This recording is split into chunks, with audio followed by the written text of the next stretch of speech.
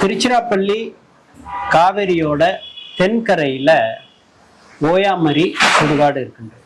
ஓயாமல் ஒரு பிரேதத்தை எரியூட்டக்கூடிய காரணத்தால் இது ஓயாமரி என்று அழைக்கப்படுகின்றது. இந்த இடத்துல தான் வடக்கு நோக்கி ஹரிச்சந்திர சக்கரவர்த்தியும் தெற்கு நோக்கி பைரவரும் இருக்கிறாங்க. இது குறித்து பேச நம்முடன் இணைந்திருக்கின்றார் பைரவர் திருக்கோவில் ஸ்தாபகர் வெங்கடேசன். வணக்கம். இந்த ஒரு சூழல் அப்படிங்கிறது ஒரு வித்தியாசமான சூழல்ல இருக்கிறது என்னால புரிஞ்சிக்க முடியுது. அதற்கு முன்னாடி இந்த கோவில் பத்தி உள்ள ஸ்தல வரலாறு எடுத்து சொல்லுங்க. இந்த திருக்கோயிலோட ஸ்தல புராணம் அப்படிங்கிறது பொதுவாக இந்த திருக்கோயில் சுருக்கமா சொல்லிட்டீங்கன்னா காசிக்கும் இதுக்கும் உள்ள ஒற்றுமையை எனக்கு குறிக்கக்கூடியது என்னன்னாக்கா, காசி மணிகர்ணிகா மயானத்துல மணிகர்ணிகா காட்டும்பாங்க. அங்க காட்டு படித்துறங்கிறது காட்டும்பாங்க. ஹரிச்சந்திர காட்டு மணிகர்ணிகா காட்டு இருக்கு. அந்த மணிகர்ணிகா காட்டுல நீங்க அந்த போட்ல லாங்ல இருந்து பார்த்தா தெரியும், பெண்டாய் அழகா பிறை வடிவத்துல இருக்கும். அந்த பிறை வடிவத்துல அந்த ஹெஜ் இருக்கு பார்த்தீங்களா, அந்த சிவபெருமானோட பிறை ஹெஜ் இருக்கு. அந்த ஹெஜ் தான் மணிகர்ணிகா இருக்கும். இங்கே மலை தாய்மானது சன்னதியில இருந்து அங்கேருந்து பார்த்தீங்கன்னா அந்த ரிவர், அந்த காவிரியோட ஆறு ரிவர் பார்த்தீங்கன்னா பெண்டாயி ஹெஜ்ஜில் தான் இந்த மயானம் கரெக்டாக ஹெஜ்ஜில் அந்த மய நுழைவாயு கரெக்டாக நம்ம ஹரிச்சந்திரன்ட்ட அந்த பிற ஹெஜ்ஜில் இருக்கும். அந்த அந்த பொதுவாக சுடுகாட்டே குறிக்குது. அவ்வளோ. இப்போ இந்த இடத்துல பொதுவாகவே சுடுகாடு அப்படின்னாவே மயானம் அப்படின்னா நல்லடக்கம் செய்யக்கூடிய இடங்கள். ஒரு இதை எரிக்கக்கூடியதை சுடுகாடு என்று சொல்லுவாங்க. இப்போ நம்ம அந்த இடத்துல இந்த மாதிரி வச்சிருக்கீங்க. இப்போ ஒரு ஆலயம் அப்படின்னா அதற்கு பல்வேறு கட்டமைப்புகள், பல்வேறு பல விஷயங்கள் இருக்கும். அதெல்லாம் உடைக்கின்ற அளவுல இந்த இடத்துல நான் பார்வையிட முடியுது. ஒரு பக்கம் இந்த பைரவர் பார்த்துட்டு இருக்கிறதே எரியூட்டக்கூடிய காட்டை தான் பார்த்துட்டு இருக்கிறார். பிரேதங்கள் எரிஞ்சுக்கிட்டே இருக்கு. இதை எப்படி பாக்குறது? உலக தத்துவத்தையும் மொத்தமா கொண்டு இதுல சேர்க்கிற மாதிரிதான். இன்பமும் சிரிப்பும் இங்கதான் இருக்குது, அழுகுறோடும் இங்கதான் இருக்கு. ரெண்டுமே கலந்துருக்கு.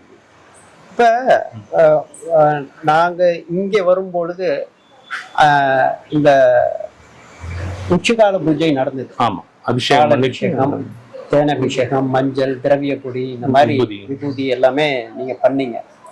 இதை நான் இங்க பார்க்க முடியுது. அதே போல இடுகாட்டுல இறந்தவர்களுக்கும் ஒரு அபிஷேகம் நடக்குது. இந்த இடத்துல எப்படி நாங்க இதை பார்வையிடுறது? ஒரு இடத்துல அழுகுறல், இன்னொரு இடத்துல அபிஷேகம். இதை எப்படி நம்ம பாக்குறது? ஒரு மனித வாழ்க்கையில சின்ன ஒரு இது மாதிரி வர்றது ஒரு டிராவல் மாதிரி தான். வாழ்க்கைங்கிறது ஒரு டிராவல். கடவுள் உத்தரவுப்படி நம்ம பிறந்திருக்கோம், மனைவிக்கு வந்திருக்கோம், ஒரு நாளைக்கு காலகட்டத்துல இறந்து போறோம். அடுத்த ஜென்மத்துல அவங்க எப்படி போவாங்கன்றதெல்லாம் கிடையாது. ஆனா ஆக மொத்தம் ஆன்மாங்கிறது ஒண்ணுதான். இந்த ஆன்மா எல்லாத்தையுமே ஐக்கியப்படுத்தி கூட சக்தி பைரவருக்கு மட்டும் இந்த கோயில உண்டு. நீங்க இந்த திருக்கோயில பக்தர்கள் நீங்க அங்க அபிஷேகம் பண்ணாலும் சரி, இல்ல கோயிலுக்கு விளக்கு ஏற்றுறதோ அபிஷேகம் பண்றது எல்லாமே அங்க உள்ளது அங்க சேரும், அங்க உள்ளது இது சேரும். ஆமா, நீங்க இதுல இது முக்கியமா காசிகளை ஒத்துமைகளை சொல்றாங்கல்ல, சொல்றேன். நீங்க ஒவ்வொரு விளக்கும் நீங்க போடுறது நீ எங்க போட, உங்க சமாதிக்கு போட்டாலும் சரி, பைரவருக்கு போட்டாலும் சரி, அது உங்க முன்னோர்களை தான் போய் சேரும். மொத்தம் நீங்க சாமிக்கு போடுறது இது நம்மள கர்ம வினைத்தனா தாக்குது. முன்னோர் செஞ்ச பாவம் செஞ்சது நம்மள கஷ்டப்படுறோம் நம்ம.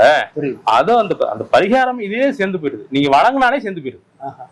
இப்ப இந்த இதை பார்க்கும் பொழுது ஒரு பிரம்மாண்டமாக இருக்கின்றது. பார்க்கறதுக்கே கொஞ்சம் அச்ச உணர்வை ஏற்படுத்தக்கூடிய வகையில இந்த பைரவர் சிலை இருக்கு.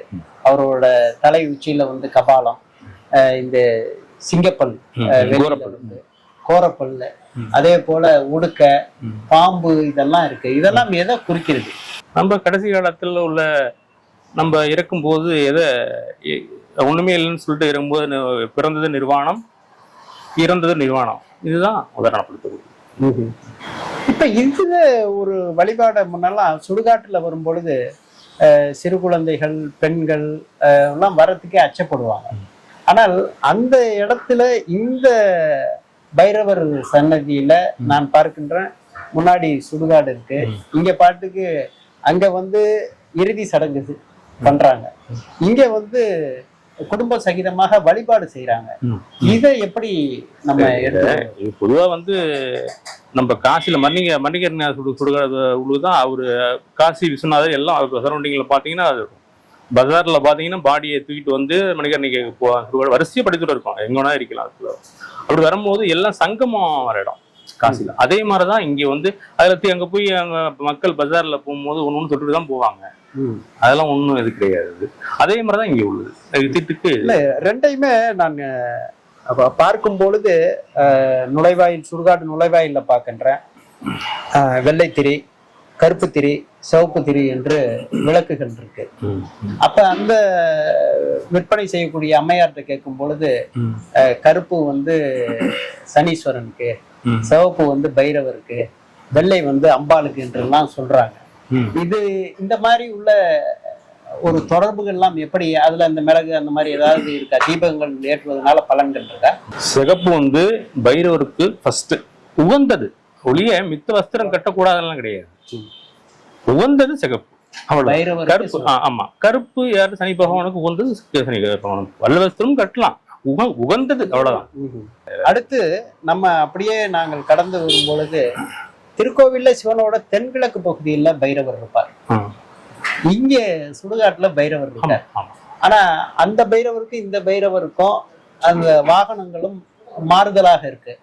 அது என்ன அந்த பைரவர் என்ன? இப்ப பல பைரவர்கள்ல இதுல 4 கரங்கள் மட்டும் இருக்கு, சூலாயுதம் ஏந்தி இருக்கிறாங்க. இதற்குள்ள வித்தியாசம் நாங்க வந்து திருக்கோயில் கட்டும் போது இந்த பைரவர் நினைச்சுலாம் நாங்க செய்யலைங்க. நாங்க அதுக்கப்புறம் தான் செஞ்சு முடிச்சுன்னு பிறகுதான் நூல்ல தொடர்பு கொண்ட மாதிரி ஒவ்வொரு விஷயங்களும் தெரிய ஆரம்பிச்சிருச்சு. முதல்ல வந்து மாடலிங்ல இடத்துல 68 பைரவர்ல வந்து சேத்திர பாலகர்னு ஒரு பைரவர் இருக்காரு. 68 பைரவர்ல சேத்திர பாலகர்னு ஒரு பைரவர் இருக்காரு. அது எங்களுக்கு பிடிச்சு போச்சு. எனக்கு ரெண்டாவது அமைப்பு, இந்த இடத்தோட அமைப்பு அவ்வளவுதான், அந்த அதுக்குள்ள பண்ணி ஆகணும் நம்ம அப்படிங்கும் போது இதுதான் கரெக்டா எனக்கு மனசுல பட்டுச்சு. இது ஓகே பண்ணோம். அதுல அந்த பேர் தான் சேத்திர பாலகர்னுவாங்க. ஆனா இயற்கையை பாருங்கன்னா சேத்திர பாலகர்னா சேத்திரம்னு சொன்னா பைரவோட சேத்திரம் எதுன்னா மயானம் தான் ஆக்சுவலி. அதுக்கப்புறம் தான் தெரிய வந்துச்சுனாங்க. அதுக்கு வந்து 4 கரத்தோட இருப்பாங்க. சுவானம் வாகனம் கூட நாங்க பார்த்து வைக்கல, சேத்திர பாலகரோட என்ன ஏதோ அதை பார்த்து நாங்க வச்சோம். அதுக்கப்புறம் தெரிஞ்சு இது வந்து சாதாரண விஷயம் கிடையாது. பவர் வந்து இந்த பைரவரோட இடம்பாகத்துல வந்து தலை இருக்கும். இந்த கோயில இருக்கும், மித்த கோயில்கள்லாம் வலது பக்கம் தான் இருக்கும். இதான் வித்தியாசம். அதுல நிறைய விஷயங்கள் இருக்குது, நிறைய விஷயம் இருக்குது. ஒரு கோவில்களுக்கு போனா தீட்டு இருக்கணும், பிடிச்சிட்டு வரணும்லாம் சொல்லுவாங்க. ஆனா இங்க ஹரிச்சந்திர சக்கரவர்த்தியில பாடியை வச்சுட்டு அவரு ஏன்னா ஒழுக்க சீலர், சொன்னதை செய்யக்கூடியவர், அதற்கு வந்து வச்சுட்டு தான் மயானத்துல நல்லடக்கம் செய்வதோ இல்லை இடுகாட்டுல எரியூட்டுவதோ நடக்கின்றது. அதற்கு அப்படியே நம்ம தென் பக்கத்துல அப்படி வந்து பார்த்தோம் அப்படின்னா பிரம்மாண்டமாக வீற்றிருக்கின்றார் சேத்திர பாலகர். ஆமா, சேத்திர பாலகர் பைரமா. இது எவ்வளவு அடி உயரம்? 7 அடி மொத்தம். 7 அடி சிலையும் ஆதார பீடம் வந்து 6 அடி மொத்தம் 7. அவருக்கு தாமரையில இருக்கிற மாதிரி இருக்கு. ஆமா, கமலத்துல நிக்கிறாரு. நான் செவுத்துல இருக்கிறதுனால செஞ்சனால அப்படி இல்லைனாங்க. நாங்க ஆதார பீடம் வச்சிருக்கோம்.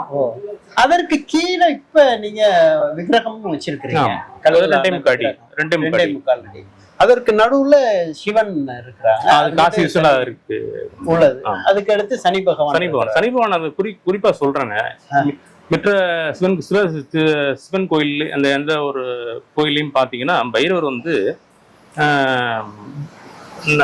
பைரவருக்கு தள்ளியோ இல்ல எதிர்பார்த்த பேத்தாப்புலையோ தனியா வச்சிருப்பாங்க, சனி பகவான் வச்சிருப்பாங்க. இந்த கோயில்ல மட்டும்தான் அவர் வணங்கி எந்த கோயில் விக்கிரகம் நல்லா பார்த்துருக்க மாட்டீங்க. அவர் யாருக்கும் தலை வணங்க மாட்டார், அவர் நீதி பகவான். ஆனா பைரவருக்கு மட்டும்தான் வணங்கி இந்த திருப்புவ காட்சி வந்து வேல்ட நான் நல்லா சொல்ல முடியும். நான் தைரியம் சொல்லுவேன், இரு கை கூப்பி தன் குருநாதரை வழிபடக்கூடிய அளவுக்கு இங்க ஒரு அமைப்பா இருக்கும். நல்லா பாத்தீங்கன்னா அந்த கண் இமை கூட பாருங்கன்னா அவர் பார்த்த மாதிரி இருக்கும். ஆகம விதிப்படி திருக்கோவில்ல வரணும்னாவே ரொம்ப ஆச்சாரமா இருக்கணும், நம்ம குளிச்சுட்டு வரணும்னு சொல்றாங்க. ரெண்டு ஆனா சேர்ந்து இந்த இடத்துல ஆகமும் இருக்கணும், திருப்தி இருக்கணும், ரெண்டு இருக்கு. ஆனா இங்க வர இது பார்த்தா அப்படின்னா ஒவ்வொருத்தரும் அவங்க மனசுல ரொம்ப துயரத்தோட இருக்கிறாங்க. அவங்களும் வணங்கிட்டு தான் போறாங்க. ஆமா. அப்ப அந்த தீட்டு இதெல்லாம் இந்த இடத்துக்கு அந்த இது ஒத்து வராதா? இல்ல, நீங்க ஒரு விஷயத்த நீங்க புரிஞ்சுக்கங்க. முதல்ல வந்து அந்த பாடியை எழுந்திருக்கிற பாடியை வந்து காலப்போக்கில் இப்ப கொஞ்சமா வளர்ந்துக்கிட்டு வருதுன்னு கூட சொல்லலாம். இப்ப எல்லா ஊர்லயும் கிராமங்கள்லயும் நடந்துட்டு தான் வருது. ஒரு இறந்த அந்த பிரேதத்தை வந்து அவர் பாதத்துல வச்சு இன்னைக்கு அவரு காசிக்கு அப்புறம் இங்க இருக்கிறாரு. இப்ப ஒவ்வொரு மயானத்திலயும் ஒரு கல் ஒண்ணு இருக்கும், ஹரிச்சந்திரன் கல் ஒண்ணு இருக்கும். அந்த கல்லுல வச்சு அவர் உத்தரவு கொடுத்த பிறகு உள்ளுக்கு எறிட்டு வழக்கமாயிடுச்சு. அதே மாதிரி இங்க அவருக்கு கட்டினதுல இருந்து சில மக்கள் வந்து பாத்துல வச்சு ஹரிச்சந்திரனை கால்மணம் முழந்துண்ட அரிசி வச்சு காணிக்க வச்சு நானே உபதிட்டு பூசின பிறகு எரியூட்டின பிறகு குளிச்சுட்டு எரியூட்டி மொட்டையடிச்சு திருப்பி வந்து அப்படியே வந்து வராங்க. நல்லா கவனிச்சிருக்கணும். உள்ளுக்கு வராங்க, அவருக்கு வைக்கிறாங்க, அவரை வந்து அவர் ஹரிச்சந்திர பகவானை வழிபடுறாங்க. வழிபட்டு உன் பேர்ல அவங்க என்ன வணங்குறாங்கன்னா, இந்த ஆத்மாவுக்கு நல்ல ஒரு மோட்சத்தை கொடு அப்படின்னு அவங்க வணக்கத்துக்கு கொடுத்துட்டு அதுக்கப்புறம் எரி விடுறாங்க. எரி விட்டு குளிச்சுட்டு வந்த பிறகு திருப்பி இந்த காலத்துக்கு அதிபன கால சக்கரம் இருக்குல்ல, டைம் அவர் தானே எல்லாமே நிர்ணயிக்கக்கூடியது, பகவான் தான் நிர்ணயிக்கக்கூடியது எல்லாத்துக்கும். இந்த தலைவரோட குருநாதரான காலபைரவர் வந்து இது வந்து வரவங்க என்ன வேண்டிட்டு போகணும், சில பேர் போறாங்க, சில பேர் போகணும்னு சொல்றேன் நான். இத மாதிரி துர்காரியங்கள் வந்து என் குடும்பத்துல வந்து ஒரு அடிக்கடி நடக்காம வயது மூர்ந்து இறக்கணும் அப்படின்னு வேண்டிட்டு போறதா இந்த கோயிலோட தாத்பரியம். இப்படி ஒரு தாத்பரியமான திருக்கோவில்ல தேய்பிரி அஷ்டமி மட்டும் ஏன் விசேஷமாக நடக்குது? அப்ப இந்த இடம் ஃபுல்லா மயானம் ஃபுல்லா மக்கள் தலைகளாகவே இருக்கு. ஆமா ஆமா. அது என்ன காரணம்? அப்ப தேய்பிரைக்கும் இந்த பைரவருக்கும் என்ன தொடர்பு? இந்த வளர்பிறை அப்படிங்கிறது அம்பாளை குறிக்க கூட சொல்லலாம், சில பேருக்கு தெரியாது. வளர்பிறை வந்து அம்பாளை குறிக்கக்கூடியது, தேய்பிரை வந்து பைரவர் குறிக்கக்கூடியதுன்னு சொல்லலாம். சில பேருக்கு இந்த அஸ்ட்ராலஜி இந்த ஜோதிடர்கள் எல்லாம் கூட பல பேர் வந்து இந்த கோவிலுக்கு போங்க அப்படிங்கறதெல்லாம் நிறைய பெரிய பெரிய ஆளுங்களாம் வந்து காணொலி வாயிலாக நான் பார்த்திருக்கின்றேன். அதோட தாத்பரியம் என்ன? ஞான ரீதியா உணரக்கூடிய சில அந்த ஜோதிடர்களும் அவங்களுக்கு மட்டும்தாங்க இந்த கோயிலை பத்தி அருமையை தெரியும். நான் கண்கூட நான் நிறைய பேர்த்த பார்த்துருக்கேன். பெரிய பெரிய ஜாம்பவான், பெரிய தமிழ்நாடுல ஜாம்பவான்லாம் வந்து இந்த கோயிலில் வந்து நின்று தப்பில் எரி விட்டு நின்றுட்டு அங்கே இருந்து சாமி கும்பிட்டு அப்படியே நீட்டாக போய் அந்த உணர்ந்துட்டு போயிட்டு மக்களையும் இந்த ஈடுபடுற சிறதுக்கும் எனக்கு ரெண்டுக்கெல்லாம் தெரியாது சார். அவர் யாருன்னு கூட தெரியாது. நிறைய இது மாதிரி ஞானம் இப்ப ஆட்சியாளர்கள்ல இருந்து அஸ்ட்ராலஜி வரை இங்க எல்லாமே வந்திருக்காங்க. மிகப்பெரிய சட்டமன்றம் எல்லாம் யார் வரல, எல்லாம் வந்திருக்காங்க. இந்த கஷேத்திரத்தை பொறுத்தவரை நீங்க ஒண்ணுமே இல்லைங்க. நீங்க இந்த கோயில் வந்துட்டா, அதாவது ஒரு பிரீத்தின்னு சொல்லுவாங்க. பிரீத்திங்கிறது இன்னைக்கு நம்ம வாழ்க்கையில ஒரு பிரச்சனை. இப்ப எனக்கு ஒரு பிரச்சனை, கடன் பிரச்சனை வச்சுங்களேன். ஒரு பிரச்சனைக்காக ஒரு இலக்கு போடுறீங்க, உங்களுக்கு தெரியாம இந்த இலக்கு போட்டுறீங்க ஒரு பிரச்சனைக்கு. அது வந்து பிரீத்தி. அது அவருக்கு இப்படி அன்னைக்கு நினைச்சது பிரீத்தி பண்றதுக்காக. இது வந்து இலக்கு போட்டாலே புரிஞ்சு போச்சு. உங்க ஜெனரேஷன் தலைமுறையா வந்து நல்லா இருக்க போகுங்கிறதுக்கு அதுக்குதான் சொல்றேன். காசிக்கு போறதுக்கு பிராப்தம் தான் போக முடியும் அப்படிங்கிற மாதிரி இங்க இருந்து பிராப்தம் தான் வர முடியும். இப்போ நல்ல பல பயனுள்ள கருத்துக்களை அறிந்து கொள்ள, தெரிந்து கொள்ள, புரிந்து கொள்ள SPC மீடியா பிளஸ் சேனலை சப்ஸ்கிரைப் பண்ணுங்க, பெல் பட்டன் கிளிக் பண்ணுங்க, ஆல் பட்டன் கிளிக் பண்ணுங்க, ஒவ்வொரு பதிவையும் லைக் பண்ணி ஷேர் பண்ணுங்க. பைரவர் திருக்கோவில் ஸ்தாபகர் வெங்கடேசனுடன் விஜயகுமார்.